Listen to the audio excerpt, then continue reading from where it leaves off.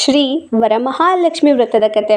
ಒಂದು ಸಾರಿ ಸೂತ ಪುರಾಣಿಕರು ಸನಕಾದಿ ಋಷಿಗಳ ಆಶ್ರಮಕ್ಕೆ ಬಂದಾಗ ಅರ್ಘ್ಯಪಾದ್ಯಾದಿಗಳಿಂದ ಗೌರವಿಸಲ್ಪಟ್ಟು ಲೋಕಾನುಗ್ರಹಾರ್ಥವಾಗಿ ಯಾವುದಾದರೂ ವ್ರತವನ್ನು ಹೇಳುವಂತೆ ಸನಕಾದಿಗಳು ಕೇಳಿಕೊಂಡರು. ಸೂತ ಪುರಾಣಿಕರೇ, ಯಾವ ವ್ರತವನ್ನ ಮಾಡಿದರೆ ಮಾನವರಿಗೆ ಸಕಲ ಸೌಭಾಗ್ಯವೂ ಐಶ್ವರ್ಯವೂ ಉಂಟು ಮಾಡುವುದೋ ಅಂಥ ಯಾವುದಾದರೂ ಪೂಜಾ ವಿಧಿವಿಧಾನವನ್ನು ವಿವರಿಸಬೇಕು ಎಂದು ಕೇಳಲಾಗಿ, ಆಗ ಸೂತರು ಹೀಗೆಂದರು: ಸನಕಾದಿ ಋಷಿಗಳೇ, ಕೇಳಿರಿ.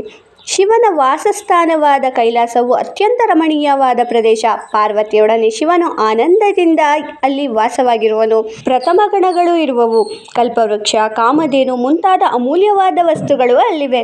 ಅನೇಕ ಬೆಲೆ ಬಾಳುವ ಮಹಾವೃಕ್ಷಗಳಾದ ಅಶ್ವತ್ಥ, ಆಲ, ದೇವದಾರು, ಶ್ರೀಗಂಧ ಮುಂತಾದ ಮರಗಳು ಗಗನಚುಂಬಿಯಾಗಿ ಬೆಳೆದು ಕೈಲಾಸದ ಶೋಭೆಯನ್ನು ಹೆಚ್ಚಿಸುತ್ತಿದೆ.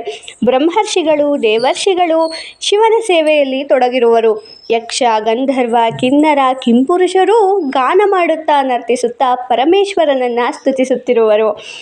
ಅವರೆಲ್ಲರ ಸೇವೆಯನ್ನು ಸ್ವೀಕರಿಸುತ್ತಾ ಶಿವನು ಆನಂದದಿಂದ ಇರಲು ಒಂದು ದಿನ ಪಾರ್ವತಿಯು ಶಿವನನ್ನು ಕುರಿತು, ಸ್ವಾಮಿ, ಲೋಕಾನುಗ್ರಹಕ್ಕಾಗಿ ಒಂದು ವ್ರತವನ್ನು ಹೇಳಿ ಎಂದು ಕೇಳಲು ಶಿವನು ಹೀಗೆ ಹೇಳುತ್ತಾನೆ: ಪಾರ್ವತಿ, ವರಮಹಾಲಕ್ಷ್ಮಿ ವ್ರತವೆಂಬ ಒಂದು ವ್ರತವಿದೆ. ಆ ವ್ರತವನ್ನು ಶ್ರಾವಣ ಮಾಸದ ಹುಣ್ಣಿಮೆಯ ಹಿಂದಿನ ಶುಕ್ರವಾರ, ಅಂದರೆ 2ನೇ ಅಥವಾ 3ನೇ ಶುಕ್ರವಾರದ ಈ ವ್ರತವನ್ನು ಮಾಡಬೇಕು.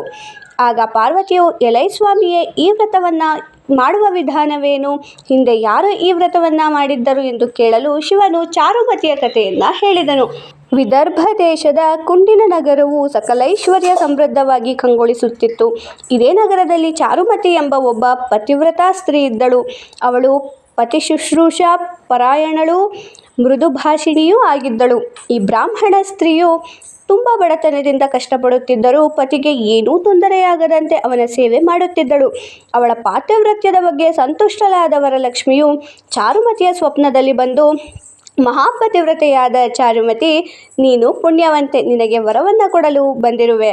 ನಾನು ವರಮಹಾಲಕ್ಷ್ಮಿ. ಶ್ರಾವಣ ಮಾಸದ ಶುಕ್ಲ ಪಕ್ಷದ 2ನೇಯ ಶುಕ್ರವಾರ ನನ್ನನ್ನು ಯಾರು ಶ್ರದ್ಧಾಭಕ್ತಿಗಳಿಂದ ಪೂಜಿಸುತ್ತಾರೋ ಅವರಿಗೆ ಸಕಲ ಸಂಪತ್ತನ್ನೂ ಕೊಡುತ್ತೇನೆ.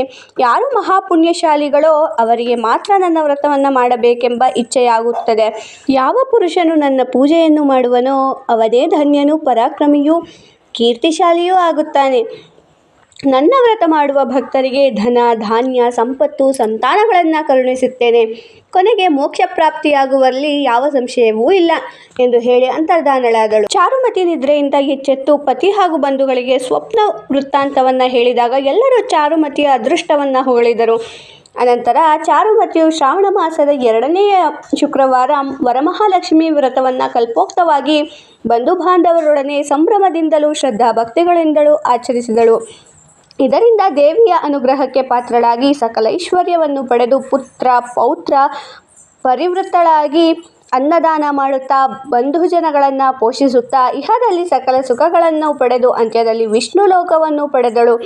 ಆದ್ದರಿಂದ ಗಿರಿಜೆ, ಈ ವ್ರತವನ್ನು ಯಾರು ಮಾಡುತ್ತಾರೋ ಅವರಿಗೆ ಸಕಲ ಸಂಪತ್ತುಗಳೂ ಪ್ರಾಪ್ತವಾಗುವವು ಎಂದು ಹೇಳಲು ಗಿರಿಜೆಯು ವ್ರತ ಮಾಡುವ ವಿಧಿವಿಧಾನವನ್ನು ತಿಳಿಸಬೇಕು ಎಂದು ಪ್ರಾರ್ಥಿಸಿದಳು. ಶಿವನು ಹೇಳಿದನು: ಗಿರಿಜೆ, ವ್ರತ ಮಾಡುವವರು ಬೆಳಗ್ಗೆ ನಿತ್ಯಕರ್ಮ ಮುಗಿಸಿ ಎಳ್ಳಿನ ಎಣ್ಣೆ ಹಚ್ಚಿಕೊಂಡು ಅಭ್ಯಂಜನ ಸ್ನಾನ ಮಾಡಿ ಶುಭ ಮುಹೂರ್ತರಾಗಿ ಮಡಿಬಟ್ಟೆಗಳನ್ನು ಉಟ್ಟು ಪೂಜೆಗೆ ಸಿದ್ಧ ಮಾಡಿಕೊಳ್ಳಬೇಕು. ಸಾರಿಸಿ ರಂಗವಲ್ಲಿಯನ್ನಿಟ್ಟು ನೆಲದ ಮೇಲೆ ದಿವ್ಯವಾದ ಮಂಟಪವನ್ನು ನಿರ್ವಹಿಸಬೇಕು.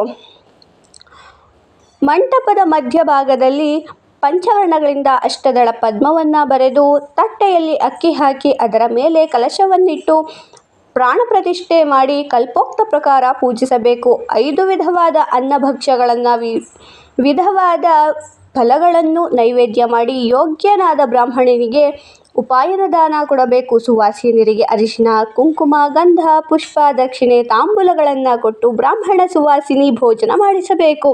ಶ್ರದ್ಧೆಯಿಂದ ಕಥಾಶ್ರವಣ ಮಾಡಬೇಕು ಎಂದು ಶಿವನು ಪಾರ್ವತಿಗೆ ಹೇಳಿದ ವಿಚಾರವನ್ನು ಸೂತರು ಸನಕಾದಿ ಋಷಿಗಳಿಗೆ ಹೇಳಿದರು. ವರಮಹಾಲಕ್ಷ್ಮಿ ವ್ರತ ಕಥೆಯ ಫಲಶ್ರುತಿ ಏನೆಂದರೆ, ಯಾರು ಈ ವ್ರತ ಕಥೆಯನ್ನು ಕೇಳುವರೋ ಹೇಳುವರೋ ಅವರು ಸರ್ವ ದಾರಿದ್ರ್ಯದಿಂದ ಬಿಡಲ್ಪಟ್ಟು ಸಕಲೈಶ್ವರ್ಯಗಳನ್ನು ಪಡೆದು ಅಂತ್ಯದಲ್ಲಿ ವಿಷ್ಣು ಸಾಯುಜ್ಯವನ್ನು ಪಡೆಯುವರು ಎಂಬಲ್ಲಿಗೆ ಭವಿಷ್ಯೋತ್ತರ ಪುರಾಣೋಕ್ತವಾದ ವರಮಹಾಲಕ್ಷ್ಮಿ ವ್ರತ ಕಥೆಯು ಸಂಪೂರ್ಣವಾಯಿತು.